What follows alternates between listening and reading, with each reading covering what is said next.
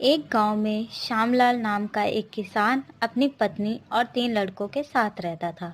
श्यामलाल खेतों में मेहनत करके अपने परिवार का पेट पालता था, लेकिन उसके 3 लड़के आलसी थे, जो गांव में वैसे ही इधर-उधर घूमते रहते थे। एक दिन श्यामलाल ने अपनी पत्नी से कहा, अरे चंदा, मुझे तो इस बात की चिंता लगी रहती है कि अभी तो मैं खेतों में काम कर रहा हूँ, लेकिन मेरे बाद इन लड़कों का क्या होगा। इन्होंने तो कभी मेहनत भी नहीं करी है, ये तो कभी खेतों में भी नहीं गए हैं। आप चिंता मत कीजिए, ये भी धीरे-धीरे काम करने लगेंगे। समय बीतता गया और श्यामलाल के लड़के कोई काम नहीं करते थे।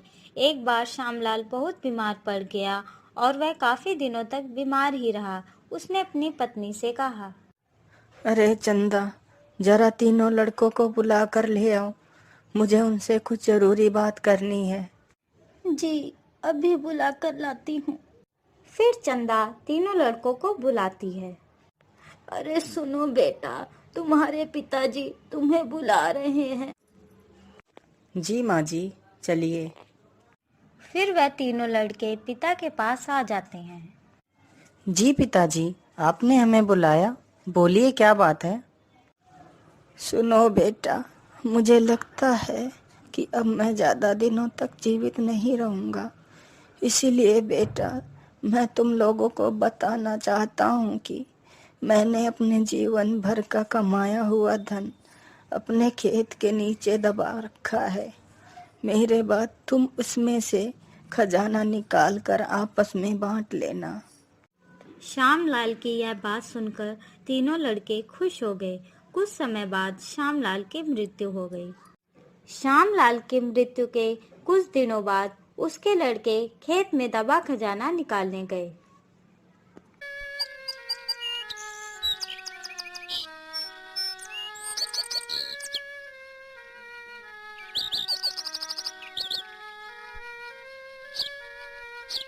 उन्होंने सुबह से लेकर शाम तक सारा खेत खोद डाला, लेकिन उनको कोई भी खजाना नजर नहीं आया।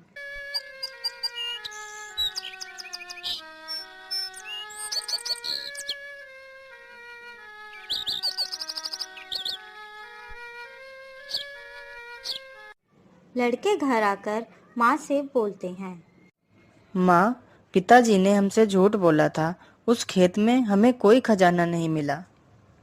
तुम्हारे पिताजी ने जीवन में यही घर और खेत ही कमाया है, लेकिन अब तुमने खेत खोद ही दिया है, तो उसमें बीज भी बो दो। ठीक है माँ जी, जैसा आप सही समझें। लड़कों ने माँ के कहे अनुसार खेत में बीज बो दिए और खेत की देखरेख करते रहे।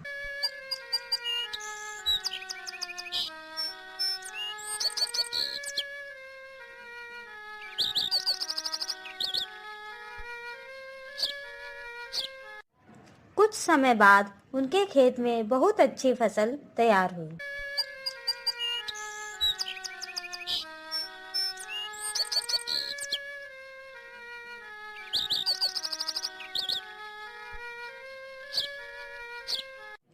फिर वह उस फसल को काटकर बाजार बेचने गए। फसल बेचकर उन्हें बहुत अच्छा मुनाफा हुआ, जिसे लेकर वह अपनी माँ के पास पहुँचे। ये लो माँ, ये पैसा हमने फसल बेचकर कमाया है। लड़कों की यह बात सुनकर चंदा बहुत खुश हो जाती है और कहती है, तुम्हारी मेहनत ही असली खजाना है, यही तुम्हारे पिताजी तुम्हें समझाना चाहते थे। इस कहानी से हमें यह शिक्षा मिलती है कि हमें आलस त्याग कर मेहनत करना चाहिए। मेहनत ही इंसान की असली दौलत है। एक अनोखा बंधन।